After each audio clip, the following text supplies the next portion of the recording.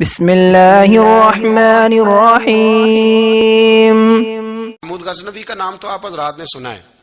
محمود غزنوی کے جو باپ تھے ان کا نام تھا سبکتگین۔ سبکتگین ایک آدمی کے غلام تھے، مزدوری کرتے تھے، کسی کے یہاں ملازم تھے، شکار کے بڑے شوقین تھے۔ فرماتے ہیں کہ میں تنخواہ تھوڑی کم لیتا تھا اپنے آقا سے اور اسے کہتا تھا کہ ہفتے میں ایک چھٹی مجھے ضرور دینی ہے، میں نے شکار کھیلنا۔ اور یہ بھی یاد رکھ لیں کہ شکار ضرورت کے لیے کھیلنا جائز ہے، شوق کے لیے کھیلنا جائز نہیں ہے۔ آپ شوق کے لیے جانور مار کے گھر آ گئے، شوق کے لیے جانور مارا اور گھر آ گئے۔ معاذ اللہ تعالیٰ ایسے بھی شہزادے ہیں سیاستدانوں کے، سیٹھوں کے، نوابوں کے، جو کہتے ہیں کہ ابھی وہ کوئی کھانے کے لیے تھوڑی شکار کر رہا ہے، وہ تو نشانہ پکا کر رہا ہے اپنا۔ معاذ اللہ نشانہ سمجھ کے جانور کو مارا جائے گا۔ اور یہاں تک باتیں سننے میں ملتی ہیں کہ جانور باندھا جاتا ہے، اس پہ نشانہ کیا جاتا ہے۔ رسول پاک علیہ السلام نے لعنت فرمائی ایسے شخص پر جو بندے جانور پر نشانہ لگاتا ہے۔ یہ ہمارے شوق ہیں، یہ بڑائی کی علامت ہے۔ چار پیسے آئے ہیں تو لوگوں نے یہ شوق پال لیے اور بے دریغ جانوروں پر لوگ بندوقیں اٹھائے گھومتے ہیں۔ سنو، سبکتگین کہتے ہیں میں شکار کا شوقین تھا لیکن ضرورت کے لیے شکار کرتا تھا، ہفتے میں شکار مار کے لاتا تھا، پھر پورا ہفتہ ہمارے گھر والے اسی کو کھایا کرتے تھے۔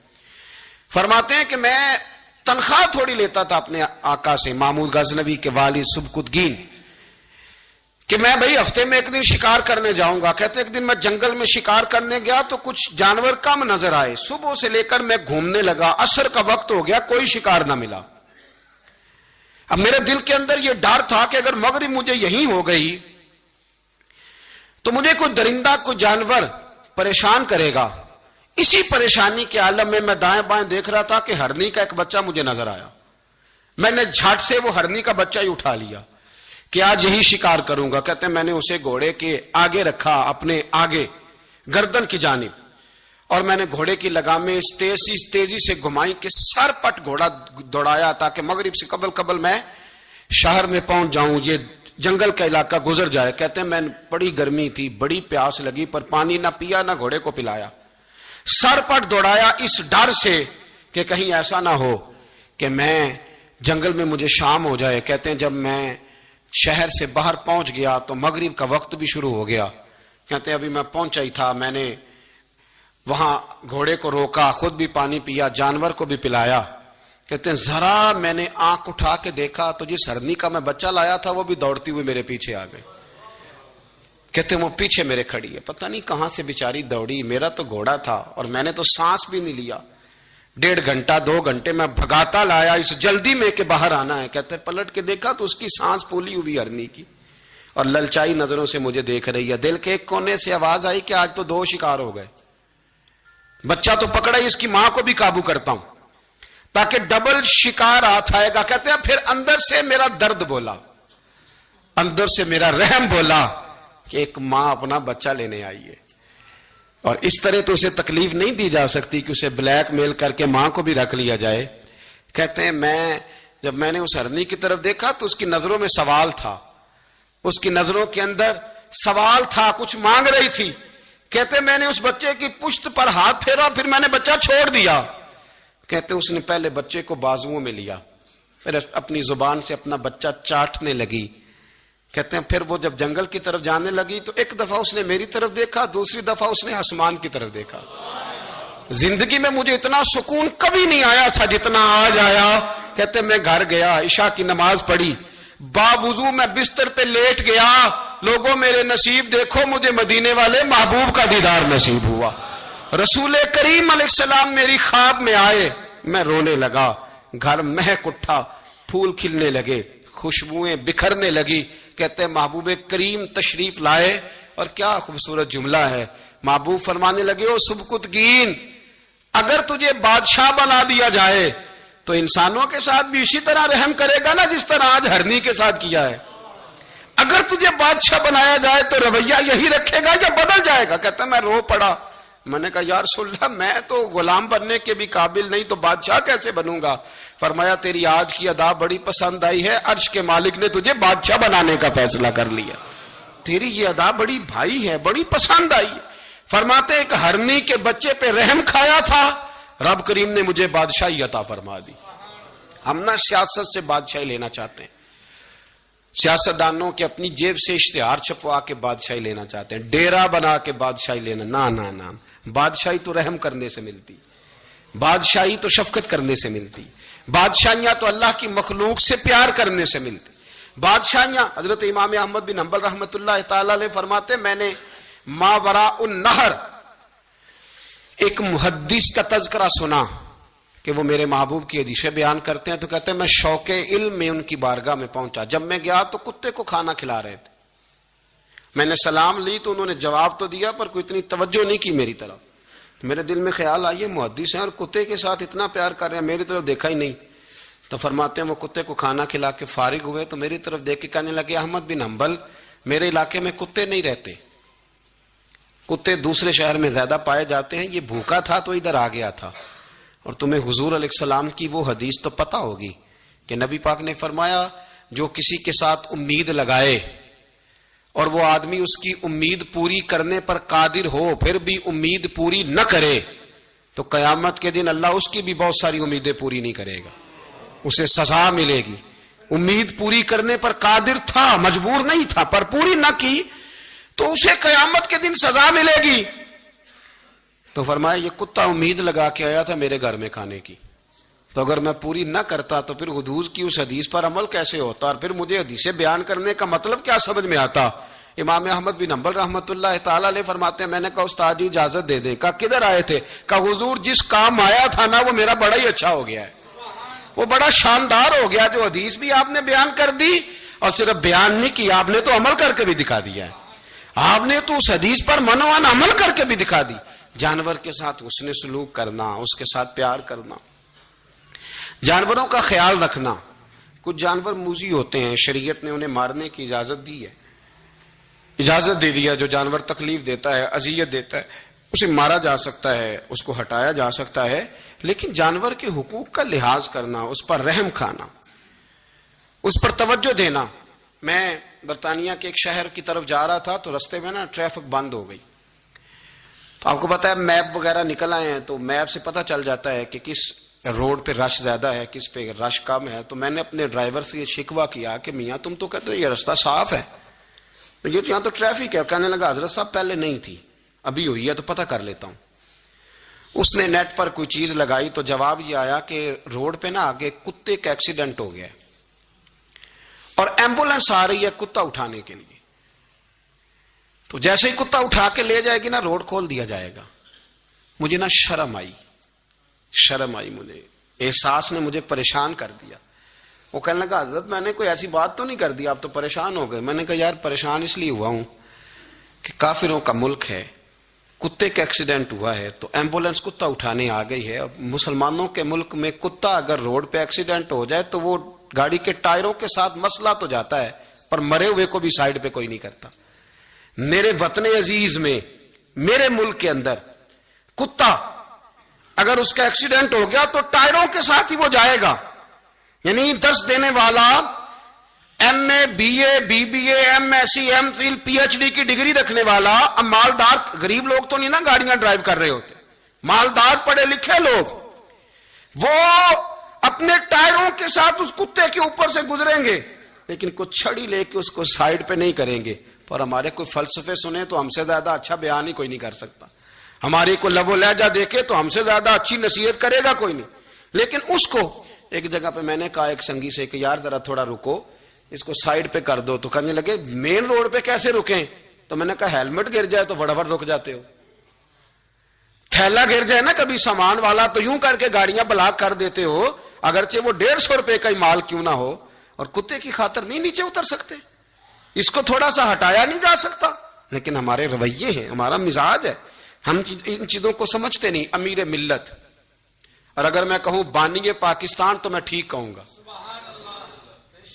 بانی لارڈ تھا ایک اس وقت انگریزوں کا بڑا، پیر جماعت علی شاہ صاحب محدث علی پوری بھی پاکستان کی تحریک چلا رہے تھے اور قائد اعظم بھی چلا رہے تھے۔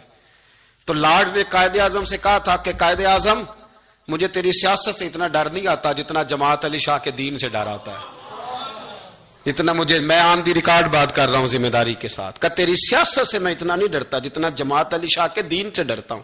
اس لیے کہ یہ جب دین کا نام لے کے پاکستان کی بات کرتا ہے تو لوگوں پہ جادو طاری کر دیتا ہے.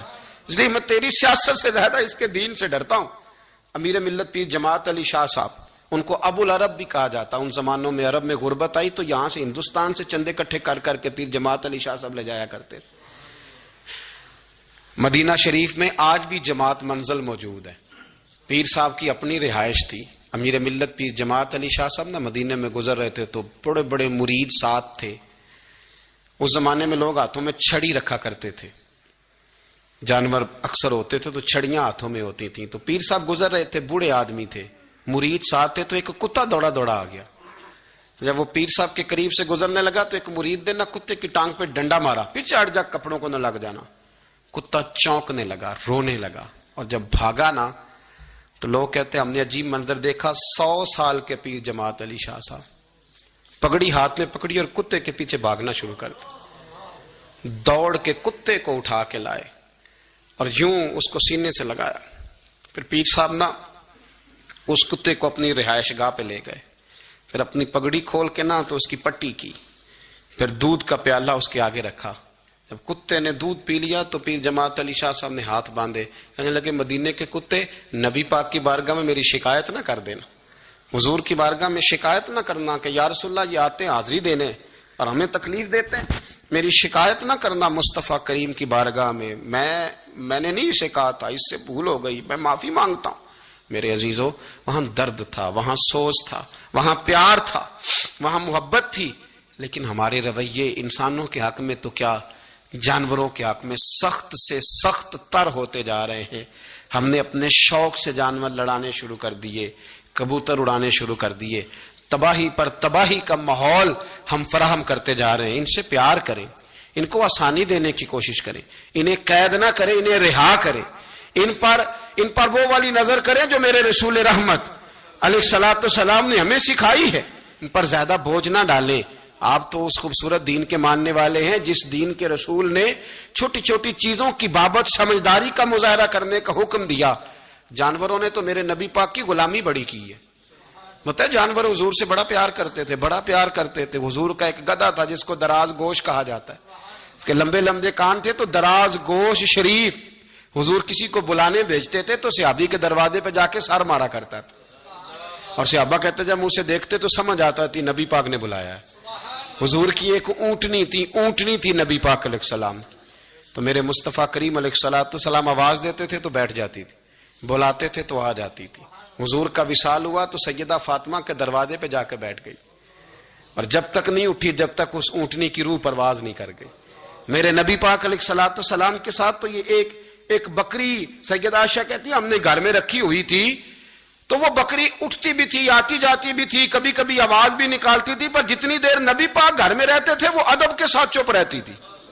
وہ آواز نہیں نکالتی تھی، کوئی حرکت نہیں کرتی تھی، وہ خاموش رہتی تھی. مصطفیٰ کریم کا ادب کرتی تھی.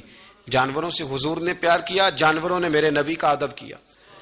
غار ثور میں سب سے زیادہ جس کان نے کافروں کی آنکھوں پہ پٹی باندھی وہ کبوتری کے انڈے ہی تو تھے، وہ کبوتری کے انڈے ہی تو تھے. اس نے آ کے جالا، وہیں فوری طور پر آ کے مکڑی نے جالا بنا، اس کے اندر کبوتری نے انڈے دیے. اور جب ابو جہل کہنے لگا نا اندر گھسو، دیکھو اندر جا کے غار کے، تو اس کے اپنے ہی لوگ اسے کہنے لگے تو پاگل ہو گیا ہے. اگر کل یہاں سے کوئی گزرا ہوتا تو یہ جالا جو تھا یہ ٹوٹا ہوا ہوتا، یہ انڈے گرے ہوئے ہوتے. پتہ نہیں کب سے کوئی اندر نہیں گیا، تبھی تو یہاں جالا تنا ہوا ہے مکڑی نے، تبھی تو یہاں انڈے ہیں.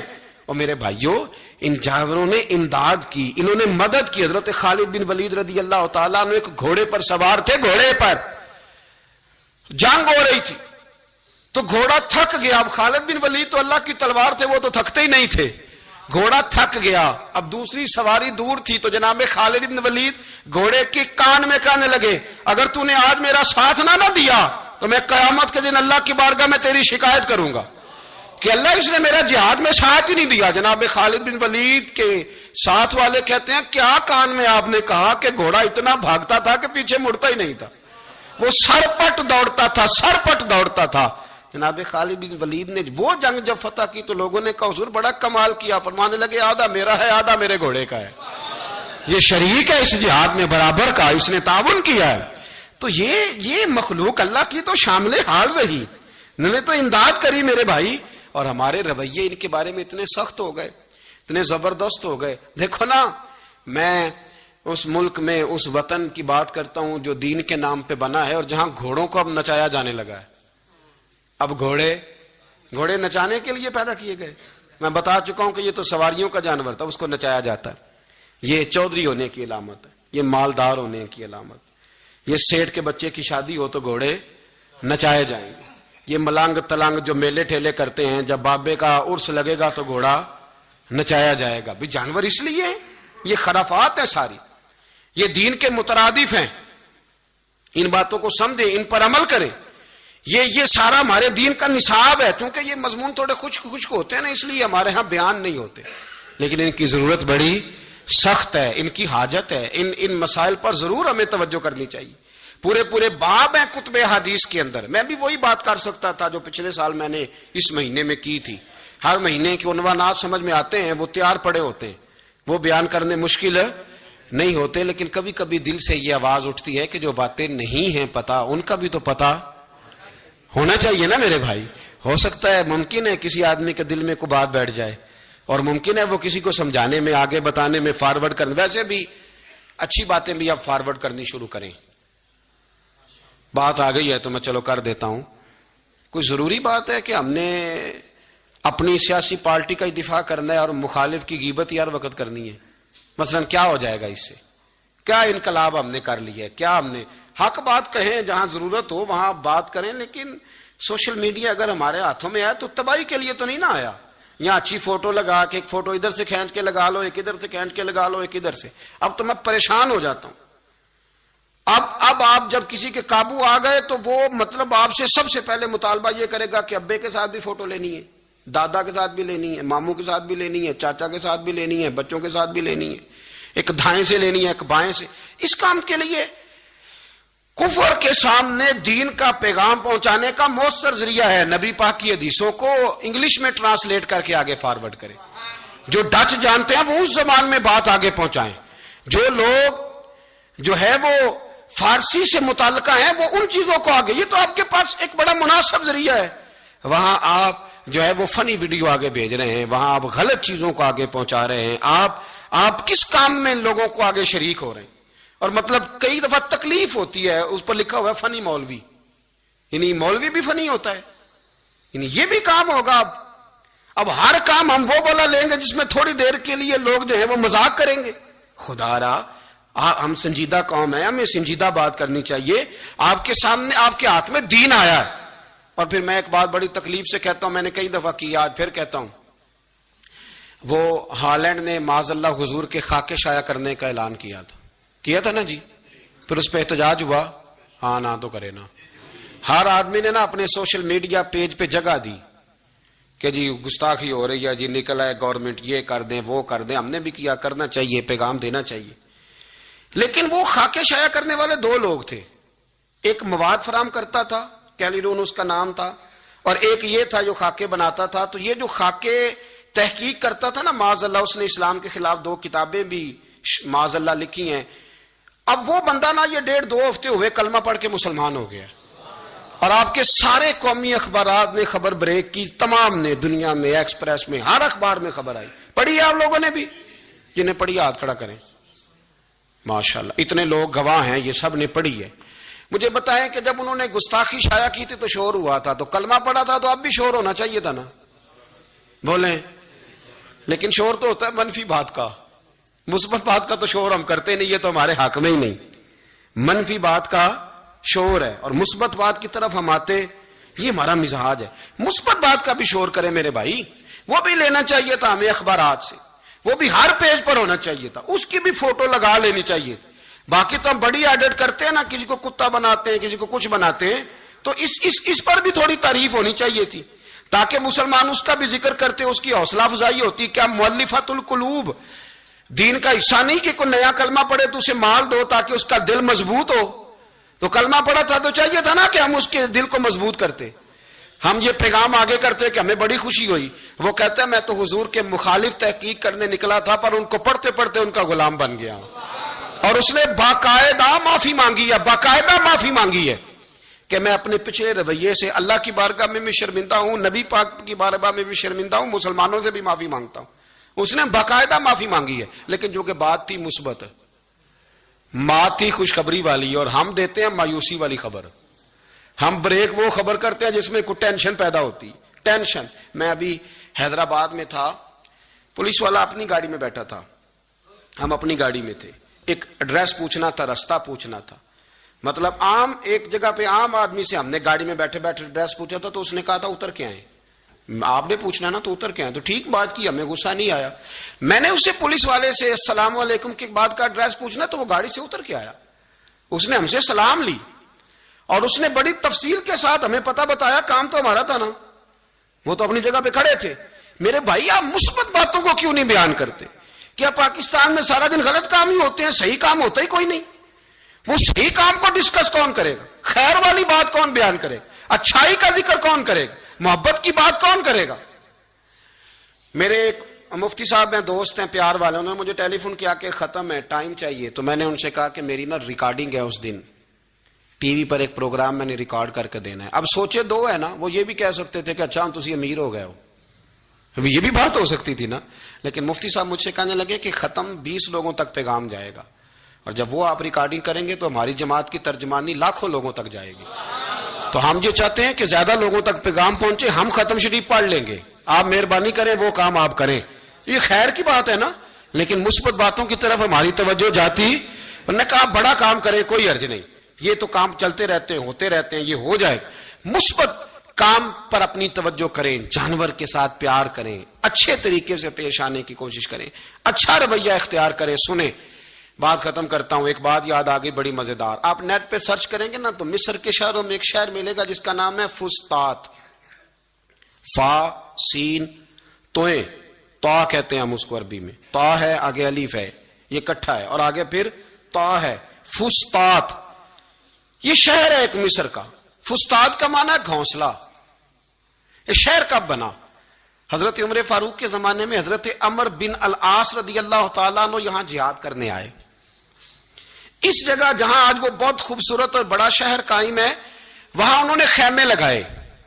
اور چونکہ جنگ کرنی تھی، 1 ہفتہ 2 ہفتے 3 ہفتے ممکن تھا جنگ جاری رہے، تو خیمے لگائے، پڑاؤ کیا، ٹھہرے.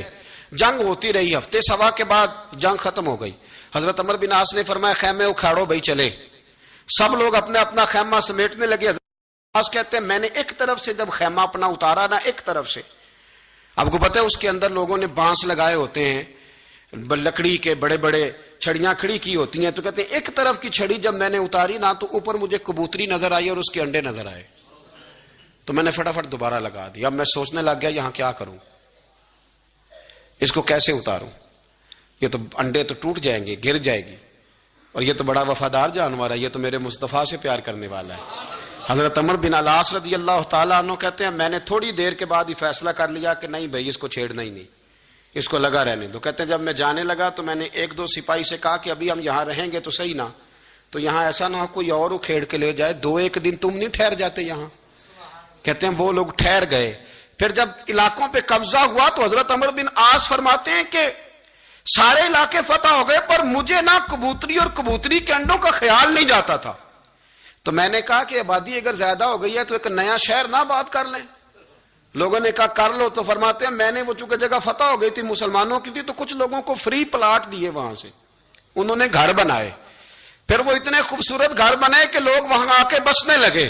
میں نے کہا بھی یہ اتنی جگہ تم نے چھوڑ دینی ہے جہاں کبوتری کا بسیرا ہے، یہ جگہ چھوڑ دینی ہے. ایک کبوتری نے انڈے دیے تھے، آج فسطاط نام کا پورا شہر موجود ہے، پورا شہر آباد ہو گیا. انڈے نہیں توڑے، کبوتری نہیں اڑائی، اور ایک شہر نیا آباد کر دیا ہے. ہمارے یہاں نا لوگ رستہ نہیں دیتے، گلی بند کر دیتے. رستہ نہیں دیتے، گلی بند کر دیتے. مسجد کے محراب کو جگہ نہیں دیتے. وہ کہتے ہیں مسجد کی ایک صف ضائع کر لو، پر مطلب ہم محراب کیسے نکال دیں. خدا را دیکھیں کس دین کے ماننے والے ہیں. فسطاط شہر صرف اس لیے آباد ہو گیا کہ حضرت عمر بن عاص ایک کبوتری کے انڈے نہیں توڑنا چاہتے تھے، اس کو اڑانا نہیں چاہتے تھے. ہم تو اتنے شاندار دین کے ماننے والے، ہم پر کوئی دہشت گردی کا لیبل کیسے لگا سکتا ہے؟